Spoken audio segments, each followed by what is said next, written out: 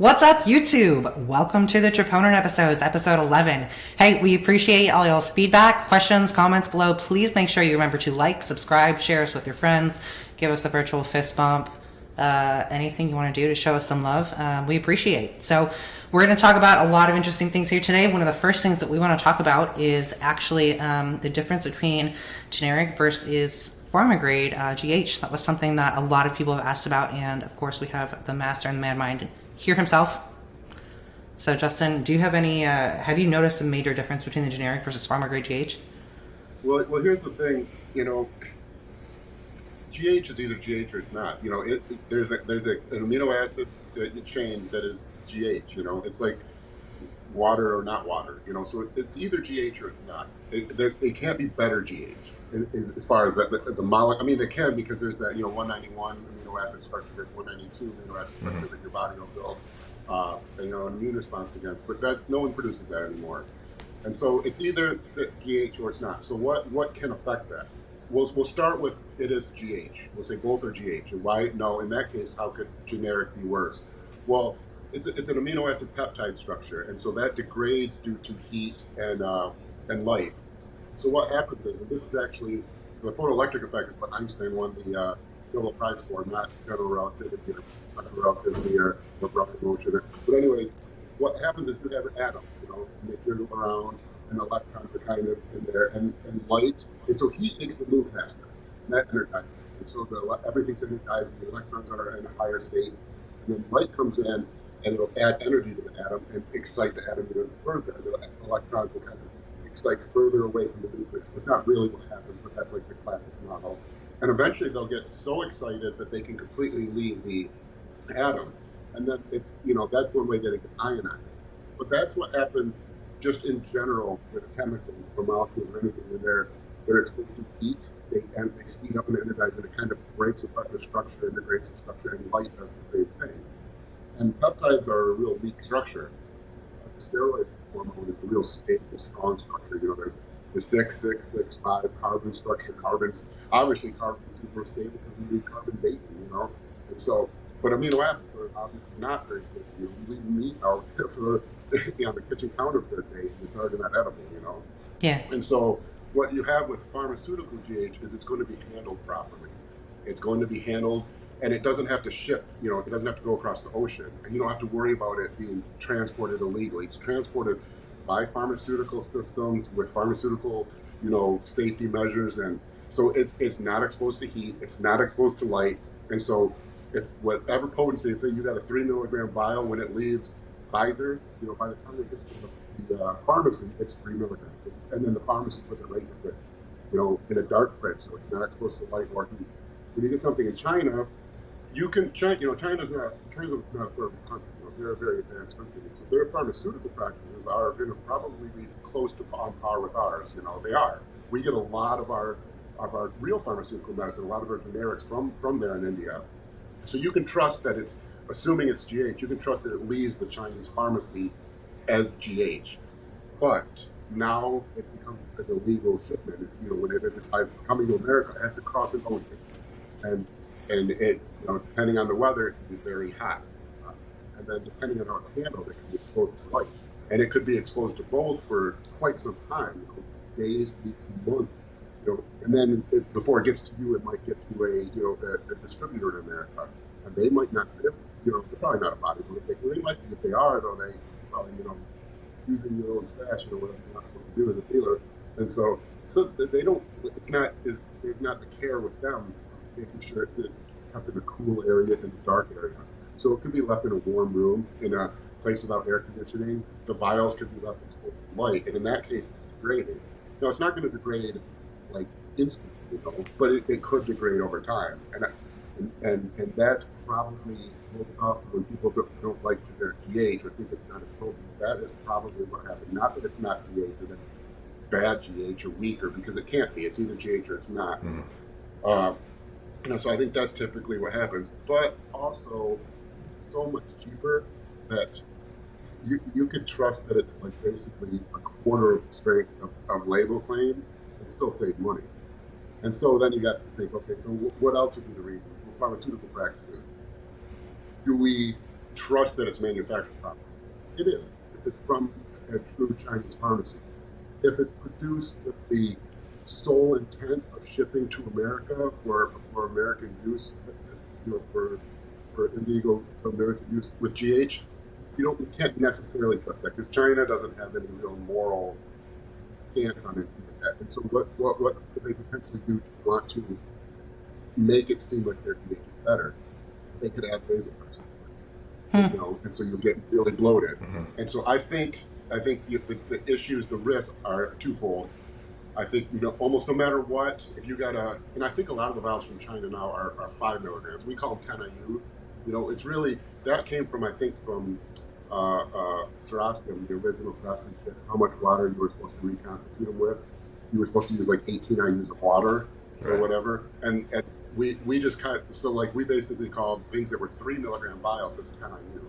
They're not 10 IU. 10 IU is not a unit of like strength. That's not a dosing measurement. We always call that, but a vial we typically call 10 IU. I think it's 3 IU or 3 milligram. I'm sorry. Right. I think a lot of Chinese stuff now is 5 milligram, which is more like 15 IU. And so you can get, who knows what you get at that point. You can get something manufactured, shipped immediately, handled with care. You got 15 IUs per vial. We love your genetics. Like, this is better than the ever taken. The next guy gets from a different manufacturer. He gets a 3 milligram vial. It's only 10 IU, handled poorly, mishandled. By the time it gets to him, it's only 4 IU vial. So one guy's getting 15 IU, one guy's getting 4. They're both real GH. The 4 IU guys just feel like, this is crap. This is less than half the strength of my pharmacy. Is that what leads to and this, then you also, like, silly math that people do where they say, oh, well, 5 IU generic is the same as like 2 of Pharma. It's like, if it's the same thing, that can't be the case. It's just that one is degraded, the other hasn't. Exactly. And I think that's typically what you get. And I think that's why you'll hear rumors of like a really good, like when gray tops came out, blue tops or black tops. And I think there was an area of the country that happened to get a really quick, stable supply that wasn't degraded by heat and light. And they were getting 5 milligram vials. And everyone's like, this is amazing, because they're getting 15 IU. And then, but then I think also you have the case where you get, because every once in a while get a client who gets incredibly bloated on Chinese GH, which could be because it is 15 IU and they're treating it like 10. But I think what's possible is that the Chinese pharmaceutical industry, they're smart. They're like nationalism really not promoted in America. Not love America, hate America. China is not that way. Everything is a mistake. They have a view like 1,000 years. They're doing that.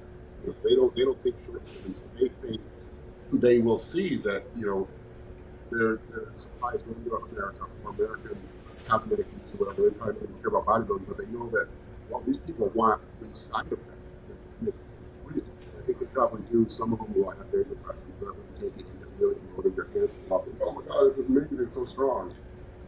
Doesn't the opposite actually also happen? And by that I mean, don't some pharmaceutical companies add a mild amount of diuretic to the GH because water retention is a known side effect? Yeah, I can't remember which one. I think because there's, I don't keep up anymore. There used to be like Saraskin, and then there was Humatrope, and now there's like there's quite a few legitimate brands, and so yeah, I think some of them do, but I really don't know. I've been out of that focused world. But yeah, my experience is, if your reason for not using GH is cost, I would say at least 75% of the time you're going to get the same effect. You're going to get the same like GH quality. You're going to get a 5 milligram vial that maybe has been degraded to 3 milligrams, which is the same, dose for dose when you call IU. It's that underdose or that degraded Chinese will be equal in strength to the American stuff at a fraction of the cost. I think probably 75% of the time. You have to decide if it's worth it to you for that 25% of the time where it's a 3 milligram vial that's been degraded in half, and now you're only getting 4 or 5 IU per vial. Right. And I think the rare cases where you might get ADH, vasopressin, antidiuretic hormone added to it that could ruin your prep if you switch a brand late in prep and you suddenly get super bloated. Well, technically, even using the same brand, the same thing could happen, right? Because like a lot of suppliers will say, well, like, this is batch A or B or H or J or whatever, but like based on when they got it in. But it could be that one time it came directly from China to America, the other time it had to like go through Russia and then 2 other countries, and by the time it finally got here, it was halfway degraded. Yeah. Yeah. So if you're going for the Mr. Olympia and you got the money in prep, I would say, yeah. I mean, that's a time you don't want to risk it.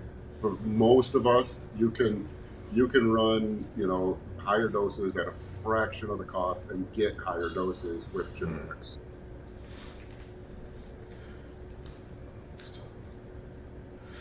Talk about frequency. Oh, you were going to ask about protein too, yeah? Yeah, sure. So the next topic has to do with protein intake. So actually just chat with a buddy about this earlier. There are some coaches who are famous or even infamous for recommending kind of seemingly absurdly high amounts of protein. Like Chad Nichols comes to mind as a prominent example. He'd have guys eating like 12, 14 ounces of cooked meat per meal 6 times a day, which is, comes out to some crazy amount, like probably more than 500 grams of protein, easily over 2 grams per pound of body weight per day.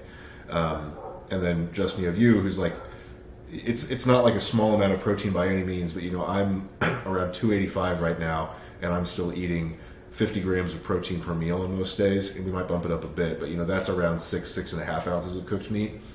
And I feel like I put on 45 pounds of stage weight over 2 years doing that. So I'm just kind of wondering, in your experience, what are some reasons, if any, why you'd want to jack up the protein that high? Well, I don't think that you ever do want to. I think one reason is kidneys. High protein isn't terrible for the kidneys, but when the kidneys get damaged, one of the first things that happens is proteins will leak through the glomerular capsule, and that's not good. And there's also they'll raise your BUN, which is also not as stressful on the kidneys. So then, because kidneys are what ends most of our careers. I mean, not to put too fine a point on it, but that's why guys have to leave bodybuilding when they don't want to. And so that for one. But two, let's do the math. You said 500 grams, right? 500 grams, that's a half a kilogram. That's 1.1 pounds, right? 1.1 pound of amino acid structures per day at that 500 grams. Now, what do we eat the protein for? We want those amino acids in the meat to turn to amino acids in our body, which is our muscle. Meat is muscle. We want that meat to turn into muscle on our body. So let's say you were actually using 500 grams for protein synthesis a day, you'd be gaining 1.1 pounds of muscle a day, or about 400 pounds a year. So clearly, no one's gaining 400 pounds of muscle a year. And when you're on 300 or 310 grams of protein a day, no one's gaining. That's almost 300, 250 pounds of muscle. No one's getting that either. So if you actually do the math, if you were to take someone and say they were, say 5 years from 2017, they were 220 pounds, played football, and now you want them to be bigger than Ronnie Coleman, 320 pounds. They gained 100 pounds in 5 years. It was 2017. All they did was train for COVID, and boom, CDC them. They went from, local high school linebacker to Ronnie Coleman. Pretty impressive 5 years. Yeah. If you do the math on that, you know how much protein synthesis on average that is per day? 25 grams. So even that, it can't happen. No one's going to go from, the closest would be like Big Rammy, Nick Walker. Nick Walker gained like 120 pounds in 10 years. Nick Walker's averaged about 12 grams of protein synthesis. But that's it. You max 1 gram per hour, And so what I look at it, either way, no matter what, almost all the protein we're eating is not getting used to synthesize new muscle. So So let's look at it logically. Let's do first principles, like we always talk about. We need some for normal protein turnover. Your organs, there's turnover, muscle tissue, smooth muscle tissue, organ tissue. So about maybe 100 grams a day, 70 grams, 75 grams. Someone Dave's size, maybe 75 grams of protein a day for that, right? And now let's say you're training hard. Training breaks down. Training requires protein to break down your muscle with training. You got to repair that. Let's say that's another 50 grams. Well, now we're up to 125 grams. And now if we maximize protein synthesis to that Ronnie Coleman scenario that can't happen, that's another 25 grams a day. And that puts you at 150 grams a day. And so if everything was absolutely perfect, no amino acid was wasted, we could get faster growth than any human has ever had at 150 grams a day. We're not going to be absolutely perfect. So let's put an error bar in there, and let's do 50% error bar, and we double that. Now you have 300 grams. That's what I have to do. So a lot of people make the argument, or some people make the argument that obviously carbs are protein sparing, and our buddy that we were talking about all this with brought up the point that, at some point, swapping to a higher protein diet, like he's like, yeah, you're going to come in, you're going to look better, you're going to be drier, and I was like, well, yeah, because if you take away the carbs, you're not going to be storing the glycogen, and the glycogen is not going to pull the water with it into the intramuscular space or into that kind of sarcoplasmic area. Is that pretty accurate? Yes and no, because most of the protein, because what if we don't use that protein for protein synthesis, what happens to it? It gets turned into a carb. Yeah. Yeah. Gluconeogenesis. So that's really what, and you can reverse low blood sugar with whey protein drink. That's one way whey absorbs so quickly. It absorbs so quickly that if you're going hypo, you can slam a 50-gram whey shake. That whey will hit your blood system. Your body will realize that you're low blood sugar. It will create gluconeogenesis to convert that protein to glucose, and then use it to fix your low blood sugar. So all you did was just use a really crappy form of a carb, and that is what almost all of our protein is that's all it is. It's a crappy form of carb. I just want to risk less crappy forms of carbs. I don't want to toe that 150-gram line, and say, like, we got everything to be perfect. I want some error, so I give a double error, but that's as high as I want to go. The rest of the time, I know most of that protein can be used as a carb, so I would prefer to actually use the carbs, so I know it's a better source. So I'm not smelling like ammonia. I'm not blowing up my kidneys, and I think, like Chad. Nothing against Chad. He's worked with monsters. And I think he's arguably the best prep coach as far as peaking people. If you want, he's risky. He's trying to drive the green on a par 4 every time. And when it works amazing. When it doesn't, it's not so great. But I think he's like the gold standard as far as like really nailing it for making someone look freaky on stage. But I think if you look at my track record as far as adding size on people, I think I've never had a client stay in weight class. A male client. How much is Dave, which is anabolic bodybuilding on that Dave. Dr. Linney went from a middleweight to struggling to make heavyweight in a year and a half. Ryan Bidigari went from competing for a decade at 230 pounds to competing at 265 pounds in 1 year, after a decade of being a super heavy. I've got, Steve Kuklo, from 204 pound teen to 244 pounds to in 9 months. He's enormous in person. Yeah, he's 290 now. He hasn't worked with me for years, but the last time he worked with me for a full year, he did 40 pounds in 9 months of stage weight. And I think if there's one thing that I have a track record for, I think is that. You could argue, with my whatever for me as a coach, but I don't think you can argue that my system for adding size on athletes is bad. I guess you can maybe argue, that other people are really good too, but I think you can't argue that my approach has worked repeatedly. Go ahead. I saw a protocol for a gal lately who was asking me about. I tried to send her to Thomas. For anyone listening, if obviously we love Justin, but if you don't know who Thomas is, go look up Lacking Nutrition on Instagram. Justin, how long has Thomas been learning from you?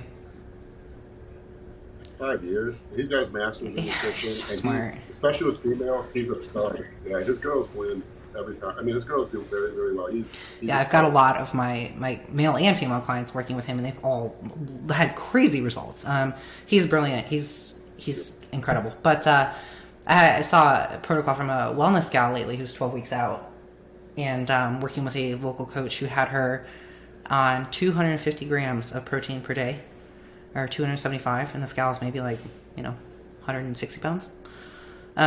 Is there ever a context in which, and granted, there were some other factors here that I'm like, okay, this is confusing to me. Is there ever a context in which it is beneficial to be that much of a surplus? Yeah, overly protein oriented. I don't know if it's that much, but there is benefit in prep and diets. And certainly my ratio of protein to the other macros is much, much higher in prep. And there is a reason for that, because there are times where we want to be inefficient. In the off season, we want to be efficient with our macros. We don't want to waste any calories. It's like, I think we talked to Dave Tate in the podcast, we talked about how, if you're a strongman competitor, you need your, you have a cup of water, and that's like everything you need for the day. Well, you can go out in a rainstorm, and you can pour everything everywhere. You're going to fill that cup up. If you're a bodybuilder in prep, because that extra stuff turns into fat. You don't have that option. You got to be precise.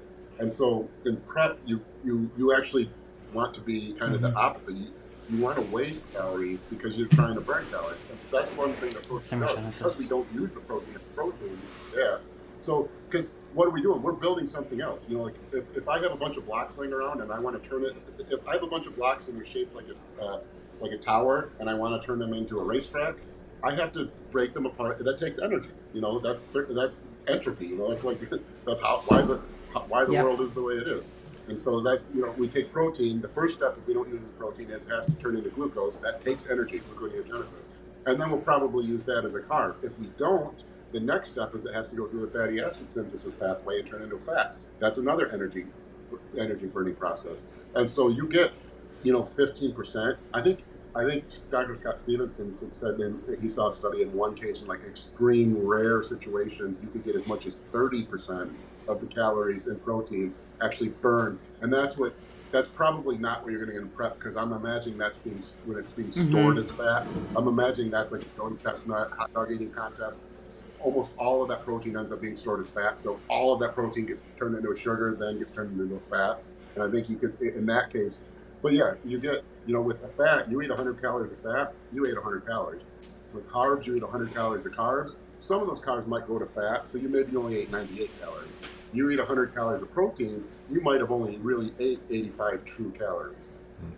Is that one reason why you would maybe skew towards higher protein for a client who puts on body fat just super easily when they're trying to gain? Yeah. And that's when people think they're carb sensitive. There's no such thing as, there's carb sensitivity, like if you have SIBO or candida, where you're like bacterial overgrowth in the gut. But that'll cause bloating, and that is a thing. But that's when people think they're carb sensitive, it's because they eat too many calories, and they just blame it on the carbs, But some people that are naturally slow metabolism, high appetite, the protein kind of gives you a twofold benefit. One, the protein, some of the calories get burned in that digestion, and two, protein tends to satisfy hunger better than carbs. Carbs tend to actually increase hunger. Anyone who's had a high day and knows that they're even hungrier than they are on the low day, despite eating so many more calories. And so you kind of do get that benefit with people who think they're carb sensitive. It's probably more that the sugary, the sweetness makes them want to eat more, than everything. Gotcha. Well, go ahead. Well, I just was thinking about this because we mentioned peaking and Chad Nichols, and I've seen some, and obviously I follow more the female athletes than the male athletes, but I've seen some really, really interesting peaking protocols lately. I'm talking like Chipotle burritos every night of a peak week. And these girls come in dry, and they come in and they win shows. Yeah, it's risky though. Bill Wilmore, when he turned pro in 2006, I remember, because I think I was there at the Nationals. I think I had Elena Seifel, female bodybuilder, competing. I think second. I think I had Ann Sheehan competing there also, female bodybuilder. And it was like the talk of the town. Was he with Hani? I can't remember who he was with, but he flattened out all the time, super bad. And I think it was, I don't know, Hani, it's very, very high AIUs, chromatin, which makes it nearly impossible to fill out. If you nail it, you can be super dry. It can actually have a reverse effect. That's why I said, these approaches are trying to drive a car forward. Yeah. Drive or something. It's like, oh, it's it's got to be a hole that you've played a billion times before you make that call. Yeah. If I drive the green, I can make an eagle. If I miss, then I wasn't going to win anyways. But they were force feeding him hamburgers. He was laying on the floor, said he couldn't eat anymore. They were trying to well. But yeah, it's and Chad, if I remember, and I don't want to say these are. You kind of learn what people do. You work with people who work with them, and what I remember Chad's approach being is kind of he's really, he pushes the boundaries, and so he fills you out and lets you spill a little bit, and then I think they pull a little water and then fill you out again, let you spill a little bit. And he was using, I don't know if he still is, but he was using mercurial diuretic, and I guess I should say allegedly on this also. But if he remembers, if anyone remembers in Muscle Mayhem, I think like the fall of 2002 when it first came up, and everyone was talking about wanting to know his magic diuretic. You know, every guy would have a glass of water looked like Kool-Aid, and there was something in it, the magic diuretic. And he kind of had like a little mini contest. He said if anyone guessed what it is, he'll admit it. And I remember it from the 60s. There was a product, a mercurial diuretic produced that was also a laxative. It had laxative effect. And if you remember, Chad's guys always got the stomach bug. They always got the That's stomach bug right. right before a show. Yeah, and it was like incredibly strong. I think it was a loop diuretic, but an incredibly potent diuretic that also had a pretty strong laxative effect. And so, so I guess like mercurial diuretic on there, and I think he admitted that's what it was. It hasn't been produced in forever. That doesn't mean if you know a compounding pharmacy, you can still get it.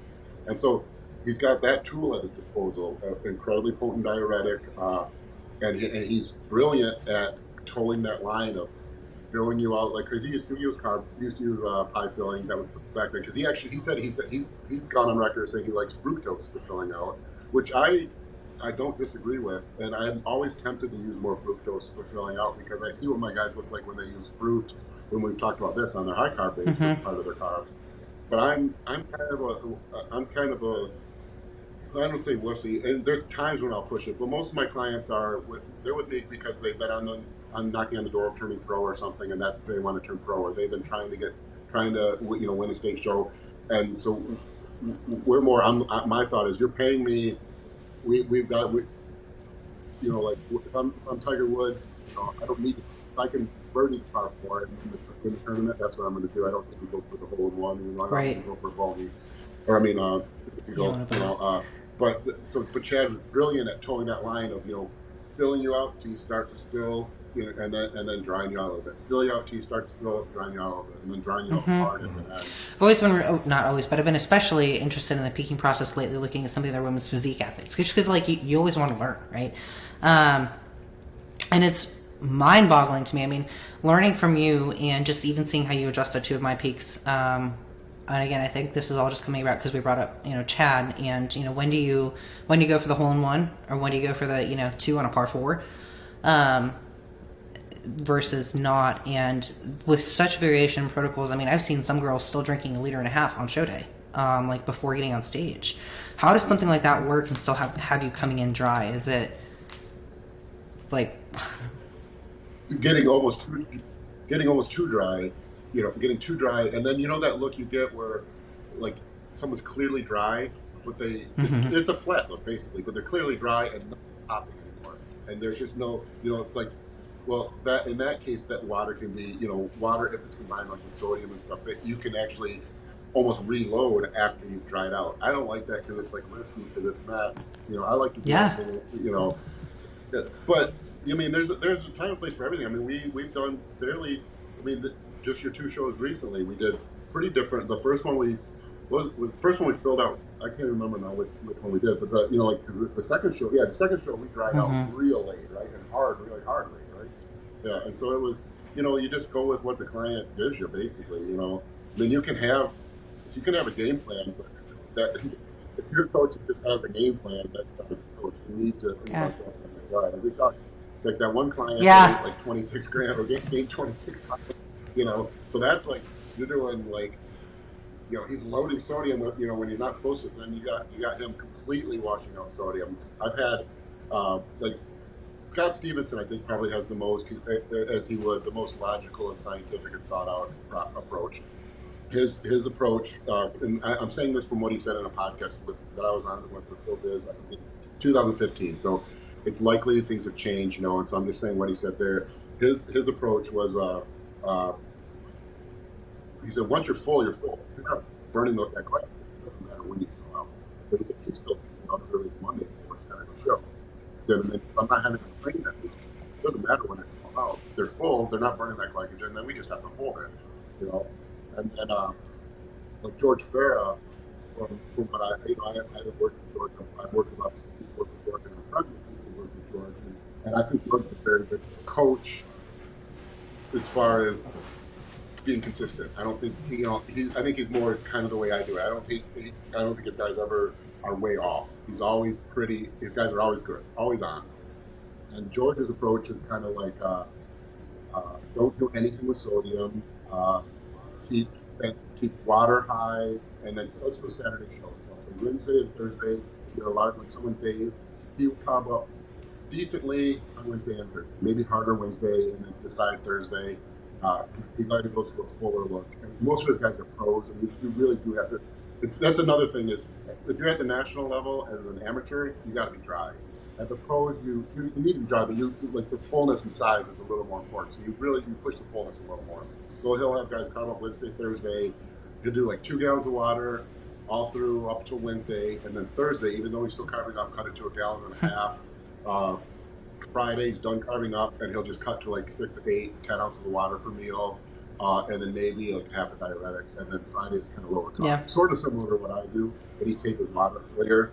And I do that every once in a while, depending on the client. I more like to keep water in during the carb up because glycogen is four times more water than it is glucose.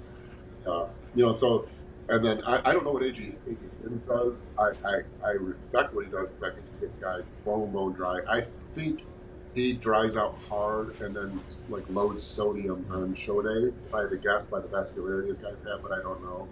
And so, and again, every prep and every client and every peak is different. For sure. So it's just so interesting to see how differently people do things. One other thing we want to talk about training related wise, we really wanted to kind of highlight Dave a little bit. He and I have had a lot of conversations this week. I was joking with Justin earlier this week that I'm like, I need like a Dave cam. I need like a nanny cam somewhere in our kitchen because that's not weird or anything. Because you have some of the most brilliant thoughts about training, and when we get on camera, you kind of defer. And well, yeah, and it's hard to remember. But even and I don't know. well, you get really excited about things. So one thing we wanted to talk about a little bit was training frequency. We've talked about training frequency from the standpoint of growth and how much is too much in terms of frequency per week, frequency per body part a little bit. But we could even look at volume, and you've changed your training lately with regards to volume. Can you tell us a little bit about kind of how and why and what that's looked like and what you've seen so far? Yeah, well, I want to take a step back first and just for anyone who didn't watch, I guess whatever podcast it was where we talked about frequency previously, I think frequency is maybe the most overrated variable to manipulate, at least as far as hypertrophy is concerned. What I mean by that is that if we're talking about at least a frequency of once per week, or maybe even once every 7 or 8 days, if you're not quite on a synchronous schedule, synchronous with the week, then you're probably not going to achieve better results just by increasing the frequency to say 2 times per week or 3 times per week. Are we talking per body part, correct? Yeah, per body part. So just for sake of argument, to give an example, like I'm not going to increase quad growth meaningfully, most likely by training quads twice per week versus once per week, unless there's also a big change in volume, which is kind of the kicker. And maybe that seems obvious, but the way that people talk about frequency, I don't really think it is. Because people always talk in these kind of weird, imprecise terms with both frequency and volume. It's like, are we talking about the number of hard sets? Are we including warm-up sets? Are we talking about the number of just sessions without really quantifying what goes into, say, a quad session? But I think there's been quite a bit of research. I mean, to be honest, I haven't delved into it too deeply, but I think there's quite a bit of research that shows that once volume is equated for, and assuming a certain level of effort, proximity to failure that is constant, changing the frequency in and of itself doesn't produce dramatically different results. Now, that being said, there are certainly reasons to increase or decrease frequency, but it generally has to do more with trying to get in more or less volume throughout the week in order to either prioritize or deprioritize a body part based on how much you need it to grow. So I think I've done once or twice a week frequency for most body parts for a long time, but there is kind of a big difference in those though. So personally, my quads are one of my best body parts, and they've grown just fine with one very hard quad session per week for like the last, I don't know how many years.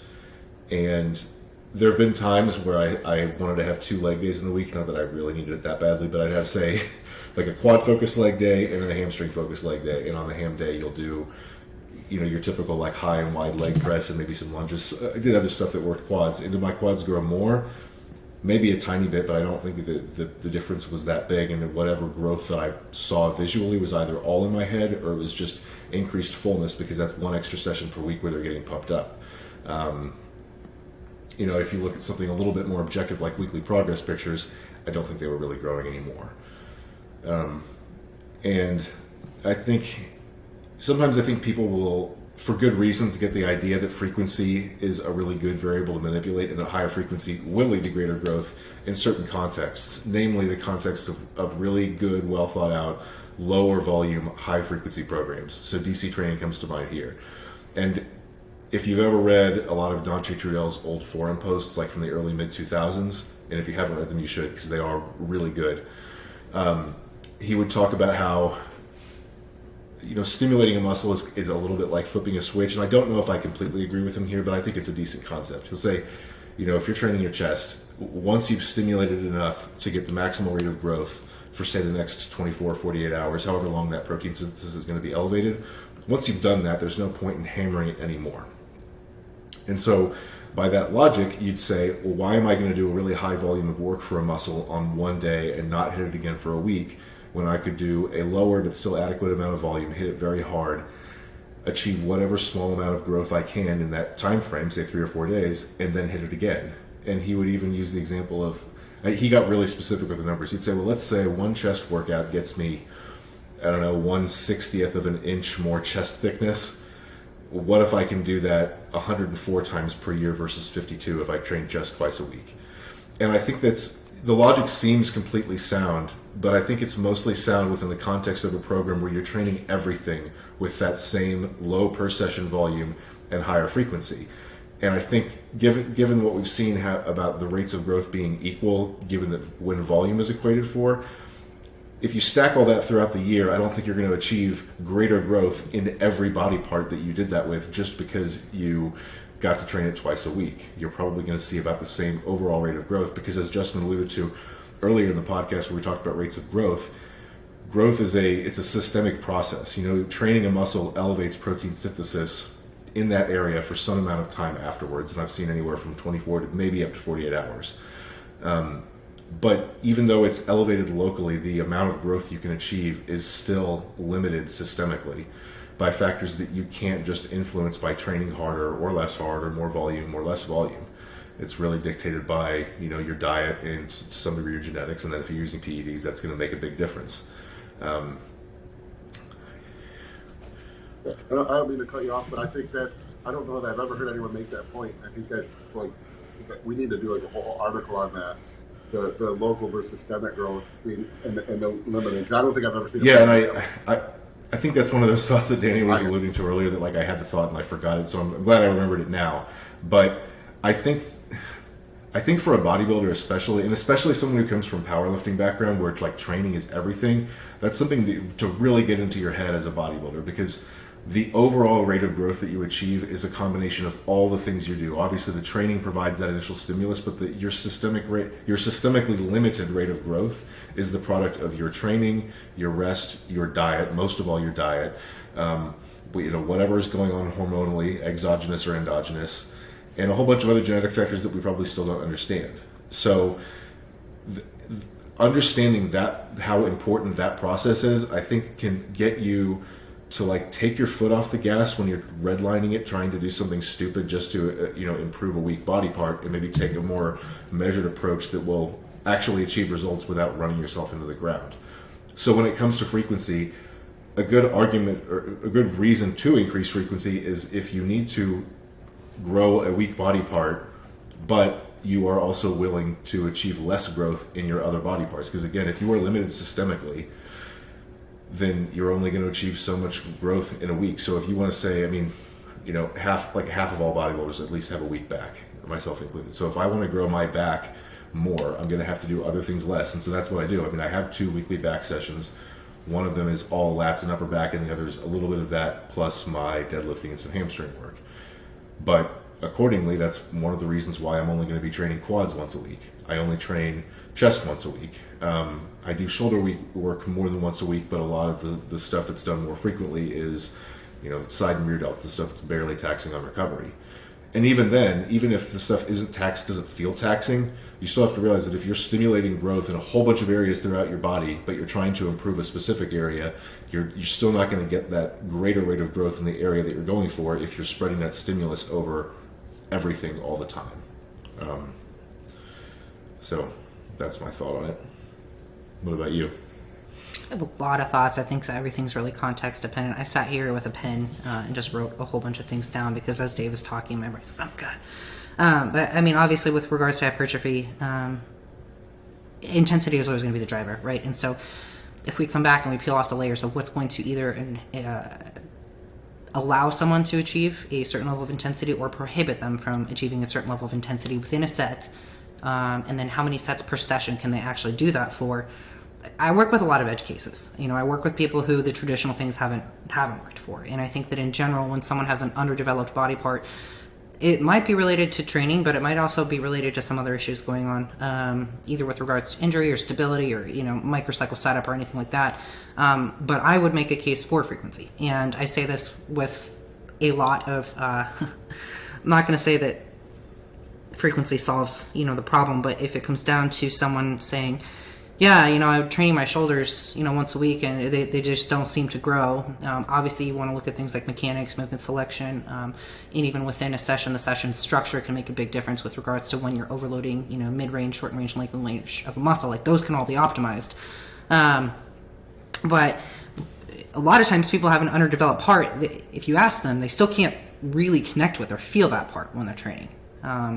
They might not be able to feel their delts or feel their shoulders, feel their delts, feel their quads if you're me. And so there are times to where I do think that frequency, provided you're actually accomplishing the intent, like you have to keep the goal. And if the goal is to improve facilitation of a muscle and actually start to connect with it, it's a learning opportunity. It's like showing up for soccer practice. Like, you got to practice a little bit. And the difference between hypertrophy training and showing up is that you are making an exchange of energy, to where if you're showing up multiple times per week for a certain body part, it's going to come from somewhere else, which is kind of what you said. But as people improve their connection with a certain muscle, they may find that their tolerance for actually working that muscle within a session, like, it's not what they thought it was. Like, when you actually start getting great quad output, can you handle as many sets as you think you can? If you're someone you're doing, I'm doing, 25 sets per session on my leg day, on my quad day, and the quads just aren't growing. I mean, okay, obviously something's wrong there. But when you actually do start connecting with and getting great output, and you have a good session design with regards to exercise selection and order and intensity and volume, you might find that your ability to actually train that muscle, like, man, like, I get 6 sets in and I'm toast. And I think at that point, that's where frequency can definitely be manipulated. I've got some of my wellness girls hitting lower body multiple times per week with a different intent, whether it's, pure overload, looking for that kind of like myofibrillar like size, are you in the lower rep range where everything is really, really high tension? Are you more in that metabolic range? And those edge cases that I typically work with, and again, I work with people who the normal stuff hasn't worked for, I tend to find that frequency is one of the variables I can manipulate the most. And that's not to say that, every day is shoulder day, but there are things that you can do every day to improve some of that neural connection. And the way that I talk about it with people is, I'm pretty good at, depending on the day, pretty good at communicating with Dave, because he and I talk to each other a lot. And our brain's ability to connect with our muscles is very similar to that. When it gets really good at talking to certain muscles, it becomes really efficient. And one of the things that people need to work on is that connection and frequency and opportunity of, hey, if I need to get better communicating with Dave, maybe I should talk to him more often, is kind of one way that I like to see it. Nobody wants to do that. I want to do that. I could talk about frequency as like, I'm getting ready to actually write an ebook on training as rehab, and frequency, it should be a chapter in and of its own, because it's such a powerful influencer of so many other systemic things. So I have a follow-up in there. So if I hear you right, it sounds like you, with a lot of these clients, these edge cases especially, you might use a higher frequency basically as a means of, I don't want to just say improving mind-muscle connection, but basically improving their ability to even achieve a meaningful stimulus in the first place. Is that fair to say? Mm-hmm. So like I presented frequency in the context of, I guess, a more normal training scenario Right. where achieving a stimulus anywhere is going to come with a cost. Would you say that when you're having someone on a higher frequency for a given muscle, a given body part, can you achieve what you're going for in terms of improving output and improving connection without incurring the same cost? Or is it always that cost? Like if I just to give the audience an example of what I'm thinking of, if I go and do like a really hard set of hack squats for my quads, I do connect well with them, and that's going to have a big recovery cost that, if done too much or too close to other things, is going to interfere with the adaptations of other muscles. But let's say someone's not good at connecting with their quads. Might they be able to do some sets that get them better at using their quads, but don't incur that same cost, such that they could keep growing everything else just at the same rate or close to it? I think it depends on the micro, and I think it depends on all the other systemic variables for sure. And it also depends on the type of stimulus. So if we're talking about connecting, are we looking at something that's hard and heavy, like having them do a heavy set of hack squats, or are we talking a purely metabolic stimulus, where you're like that giant set that I did yesterday? It was terrible, because I do think those have different costs. And the other thing is muscle size. Something like quad is obviously going to have a much higher recovery cost than rear delts, which you could train, in my opinion, almost every day and be fine. Right. So on that note, then, do you find that you have to kind of pull people back or temper their enthusiasm a little bit sometimes when they have this goal of improving connection with a muscle? Because I would imagine that people, if somebody has a weak muscle group and you can see from the outside in that they just need to improve their connection with it, but from their perspective, they might go into any given session for that muscle saying, I have to smash it or I'm not making progress. Demolish it. I don't want to answer this. I want to kind of give the caveat that connection doesn't necessarily mean froofy training. People think that because they're like, oh, Danny's a PT, if it's a connection exercise, if it's a rehab exercise, that's not hard. And I want to strip that thought away from the context of the conversation entirely. Because very often I think what people need is something that actually allows them to work really, really hard in the way in which they can. So like I'll use myself as an example again. I have a client who is also one of Justin's clients.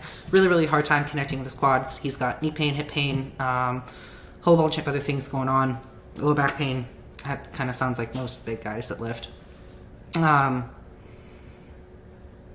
And really what he needed wasn't necessarily to sit there and try and load more plates on the hack squat, but he needed better session design so that, I don't want to talk about it from the terms of pre-fatigue, basically restructure the session. He got more out of less work.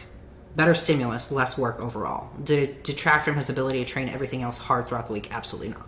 Do I think he got the same stimulus? Absolutely. Gotcha. Does that make sense? Or did that answer the question? Yeah, and I'm glad you said it that way, because I think... Go ahead. I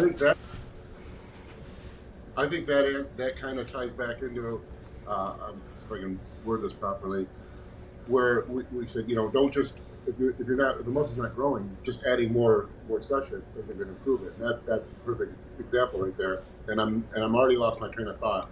But the fact that well, I think I was going to make a similar comment. And that's that. I think, especially when a lot of us start out training and we're injury free or close to it, we can really just go into the mindset of smash it, train hard, and make great progress across the board. But the kind of a situation that Danny just illustrated is why, I mean, it's why you would hire someone like her. At some point, whether due to injury or uneven rates of progress across your body or whatever, you will have to get a little bit smarter. And that's why there is a reason to get more cerebral about your training at some point. There is a reason why you will have to think a little bit deeper. Which I think sometimes there's a little bit of resistance to it. Like the pendulum in this industry always swings one way and then it swings the other. And so it'll swing way towards optimizing everything, and I think Danny and I both hate that word. We hate it when people get too cerebral and just don't train hard. But at the same time, you'll have people who will go the entire other direction and just say, bro, you just have to go in and hit it hard. And if that were the case, if that's all there was to it, there would be more huge guys, because there are a lot of people who are willing to work hard who don't get the results that they want. I mean, we can even use me as an example. Like, I really love going in and being strong. Like, I spent all last offseason really just moving a lot of weight around, and I don't think I got the quad size that I needed. Like, my legs from last year to this year, I don't think they grew much at all. And when I look back at the training, it was like, yeah, I got really strong. I added a lot of plates on. I mean, I got really freaking strong. Mm-hmm. and I don't think the training harder, just smashing the muscle group, demolishing it, got me anywhere. But then in my check-in with you this week, Justin, I asked like, hey, like I'm even thinking about going to legs 3 times a week, because I'm realizing that the amount of volume I can handle in a session that's actually good quality volume, now that I'm feeling things work, is much less work overall than I've done over the last couple of years. And so I think that's kind of where this question came from, at least in my mind, was when is it useful, and making a case for frequency. And obviously I think it has to do with which division someone competes in, and, you know, catering to the division standards. But I do think... I think that's a good... we argued initially, you know, just adding more frequency. If you're not hitting it properly, then doing more sessions during the week isn't going to improve things. But conversely, if you know how to hit it properly, and you're willing to sacrifice, you know, potentially growth in other muscle groups, and you know how to hit it correctly, then adding more sessions on that body. I wonder too how much fiber type comes into play. You know, you think about something like a quad, where again, like some of the people that in the world that have the biggest quads are like those cyclists, right? Those trackless cyclists have those quads that are freaking enormous. And when I was doing half iron training, doing some bike sprints just for, you know, conditioning, my quads grew like crazy. And I did that multiple times per week. So I think that looking at something like fiber type is really, really important too. Just knowing that with that fiber type comes different recovery processes, different force production processes. There's so much that actually goes into... Not all muscles, like, it's not all the same. It's like saying fruit. Like, okay, great. Are you talking about an apple or orange, banana? Like, what are you talking about? And muscles are like that too, to some degree. So I don't know if this is quite contradicting that, but do you think that your quads grew from the cycling, or do you think that the cycling, by basically innervating your legs all the time, made the other training you did more effective? Nothing has grown my quads like bike sprints. And I my sessions where I would go squat, I'd do a leg press strip set, do some isolation work, and then I'd do some bike sprints. And those are brutal sessions. And when I took, The sarcoplasmic. When I took out the bike sprints and kept all other things equal, over the last, you know, few years, it seems like that, I don't know, I look at that, and you look at other athletes who are like that too, and like, there's got to be something said for the fiber type, and yeah. I want to add one more thing that I think is a common pitfall with people who start to think that both more frequency and more volume is what they need. And I think the thought pattern probably goes like this. Someone, like, I think back is a really common example here. Someone with a weak back will think, well, I'm just going to need more volume to grow my back. And so they end up doing more frequency as a product of that increased volume, because they can't possibly get all of the volume in that they think they need to do within 1 week. And that might work a little bit just because of the sheer volume of stimulus. You know, they're never really hitting it that well. But if you're already doing something that like hits the mark a little bit, and you do twice as much of it, yeah, you'll hit the mark a little bit more. Maybe you can achieve a little bit more growth that way. And it's kind of gives you a false positive in terms of what's really working.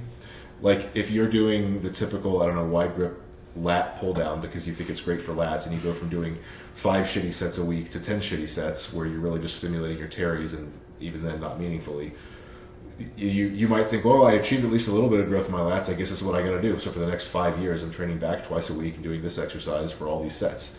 And it's probably still not going to achieve the end result you're looking for, but in the meantime, you are incurring a recovery cost from all that extra work, and you're not growing everything else in your body as well as you could be. So I think, you know, at some point you got to do what you got to do, but I think that most of these cases of people just ramping up volume and frequency, there's probably a better way.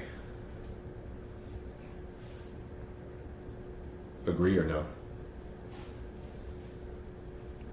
Go for it, Coach. I think that's. Well, one, I kind of want to give a caveat that I love talking about this stuff, and I love like the hyper, but I think as a caveat, most of the people who work out are novice, and then even most of them are very novice. And I think a problem, I say this after we just spent an hour going like in super hyper scientific detail of everything. I think a problem with the young guys is thinking this detail of thought is I don't want to discourage them from that, but just the overanalyzing thing. You know, I think a lot of guys get so worked up into it that they think if they don't have everything dialed in and perfect, and you know that it's like the whole, well, I forgot my intra workout shake, might as well not work out today, you know. Like, you know, like, yeah, that's probably giving you a little bit of a benefit, but it's the workout that's still doing the work, not the, you know. And so I just want to say that, because I love talking about this, but I hope we don't make people think that if suddenly, you know, because I don't want. I didn't hit the right muscle length at the right time in the session. Yeah, I think guys like that need. I was going to say a flow chart, but it's not that complicated. They need a checkbox. First, did I train my ass off today?